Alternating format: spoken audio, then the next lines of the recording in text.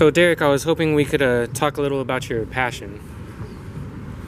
So my passion, if it isn't evidently clear, since we're on a baseball field, it's baseball. I've enjoyed playing it and being a part of it, helped coaching it since I was a little kid. It's just something I've always been interested in ever since my father introduced me to the game when I was younger. It's not something for everybody, but if you truly enjoy it, it's something that never really leaves you even after you leave the game. Even though I haven't played in quite a few years now, it's still something that's on the back of my mindset, something I would still thoroughly like to get into again in one shape or another. Whether that be coaching or playing, or whether that be coaching or playing, everybody still has, especially from an athlete's point of view, that everybody, if you're a former athlete, you still have that itch to try to get out there again and continue playing the sport that you love, a sport that it brings joy to others, and seeing something that you're good at, it really it does fill you with joy.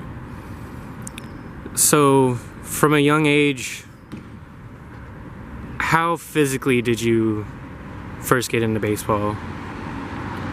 From a young age, I started off when I was roughly 3. That's when I was playing over on the East Coast.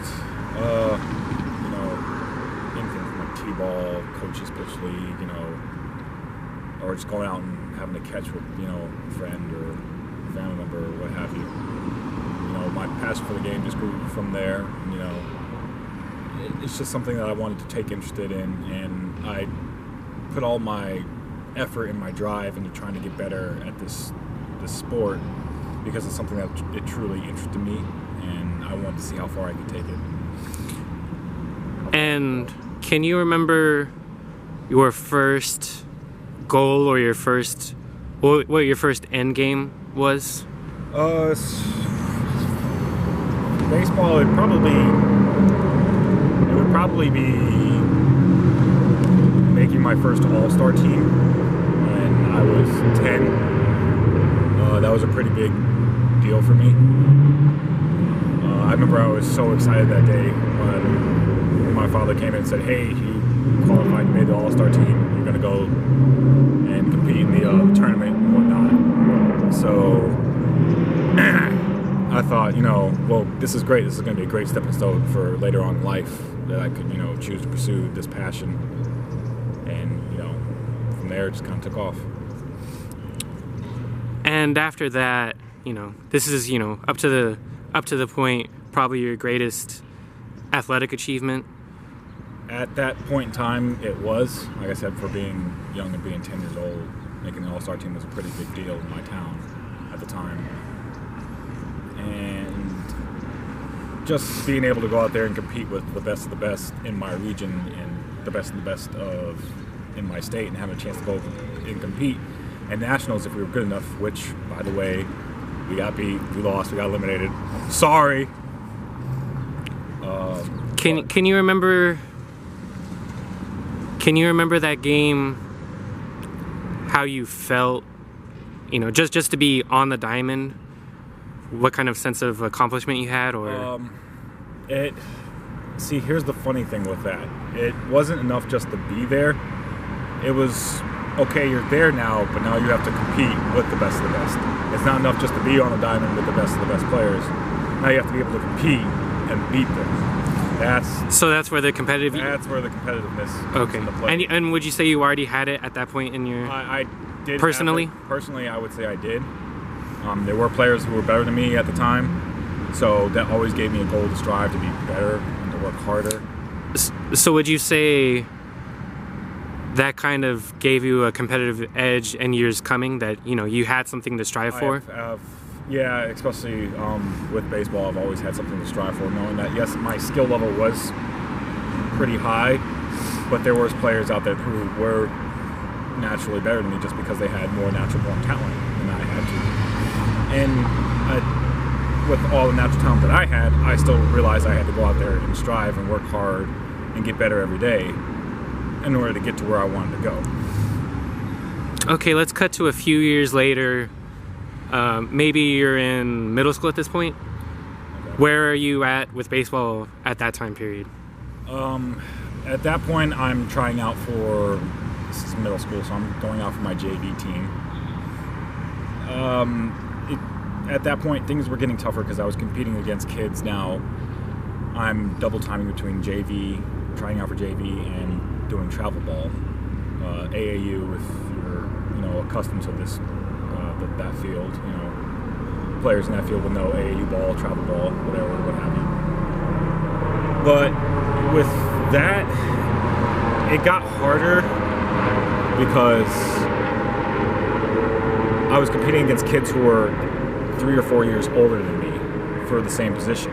Right. So that's when things really got taken up a notch, because I realized I have to go out, and as a pitcher, because that was my main position that I played, I have to go out and compete against every single batter. And it's not like when I was younger I could just strike out all the batters because I was just better than them. Now I actually have to learn the craftsmanship of how to pitch. I'm not just throwing anymore, now I'm pitching. And I have to learn to pitch to each individual batter, because each individual batter has their own strengths and weaknesses, which I had to learn through and go from there. Even so, even if you learn their tendencies, sometimes they're still going to beat you, even if you make a good pitch. Okay. Was it at this point you thought maybe this is something I want to do long term, or when did that happen that you can remember? That was pretty early on. I realized I wanted to do this for as long as possible when I was younger. Like I said, back when I was 8 or 9. But I realized when I was getting older, going into high school and everything like that, that dream of possibly playing professionally one day was going to be quite an achievement to accomplish, because literally less than 1% of the United States population gets to go on and play professional baseball. It's not a profession that's easily had. So just from that mindset, knowing that even if I bust ass every day and work as hard as I can, I might still not make it. But knowing the competitor I was and the drive I had, that alone, and my passion for the sport, that alone pushed me to want to keep playing and trying to get better every day. Okay, so let's say you're at your junior year of high school, maybe even senior year too. Let's talk about that point in your baseball career. My junior year was probably one of my better years of baseball. Strictly because we had just gotten out of, I had just finished up summer ball. I was playing Legion ball, and we had just made a state tournament. And then that following fall, when I started out my junior year and I was playing varsity, I went on to the spring to have my best year in my best year of varsity. I had a couple of one-hitters. I had an ERA around 2, and I stockpiled quite a few wins. I went like 6-1, 6-2 that year. Again, this was a lifetime ago. But that was a turning point for me, because I realized at that point I'm pretty good and I can compete with these kids and beat them pretty fairly on a highly competitive high school level. Maybe I could go out and try to put in my tapes to do auditions for college and whatnot, and see where that goes, and see if I can get onto a college team, maybe get a scholarship. Not necessarily saying I'm going to automatically go to a USC or a Cal State Fulton or Texas, go play for Texas Longhorns or Miami Hurricanes or what have you, really big prominent baseball schools. But just knowing that I had the drive, I had the passion for the sport, and I was good at it, that alone gave me the initiative to want to go out and keep striving, keep pushing forward going into my senior year. Okay. Now let's get into your college years and what your expectations were at that point. This is where things kind of take a little bit of a dive. It's towards the end of or hopefully, the first stint of my career.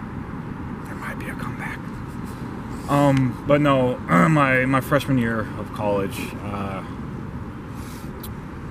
I remember going out for the team. I was a walk-on, and I made the team as a walk-on. It was a secondary school for USC, South Carolina, not USC of Southern California. But my arm, basically, and every athlete can attest to this, you get to a point where your body just doesn't want you to work and do what you are normally accustomed to doing anymore. And I remember I was getting pretty up there as far as velocity on my fastball. I was hitting around 86, 87. And there was just that one day where my arm just, whether it was overuse, because that's the term we use a lot in sports, especially baseball, overuse, because I all throughout my youthhood, I pitched and played outfield and played shortstop, so I was always using my arm a lot. And whether I gave it enough time to recover or not is a story for another time, but I ended up having to I finished out the rest of the year because I didn't get to play a lot my freshman year of college because of that fact. And the other players on the team were pretty damn good too. But basically my arm wouldn't allow me to continue doing the sport, in particular the position of pitching that I really grew accustomed to loving. So when I was really, for more or less, sitting the bench, it kind of took a toll on my mentality, and it kind of took a dive. My passion kind of took a dive because I felt like I wasn't getting the opportunity. Though now I look back on it, maybe the coach was trying to protect me and my arm and maybe save me for future endeavors. But at the time, I felt like I was kind of being slighted, and I wasn't given an opportunity, which I still kind of feel slightly that way, that I feel like I wasn't given my just due and given a chance to go out there and show everybody what I got. Needless to say, though, like I said, I finished out my freshman year. I took everything like a man, and I basically went and fulfilled my obligations for that year, and then after that I decided to hang it up. And ever since then, I'll get on the diamond, and I've coached some teams since then, and thrown the ball around a little bit, done some drills, try to keep in shape for the most part for like those few years after, through college until I graduated. But as far as playing competitively at a high level, I never really did that again, besides picking up in a few recreational games or a few adult leagues. Like I'll play from for an adult league here or an adult league there or what have you. But as far as actually getting back into competitive amateur ball at a high level, as far as collegiate or rookie ball or elsewhere, I never really got back into that again. So I think that's the thing that weighs on me most, because I realize I still have the passion for that, and that's the thing I try to stress out to others, whether it's baseball or any other sport, any other industry, is if you still have a passion for something, is to go out and strive for it, because you have to realize you never know when your actual window for being able to do the things you're passionate about is going to come to a close. So okay,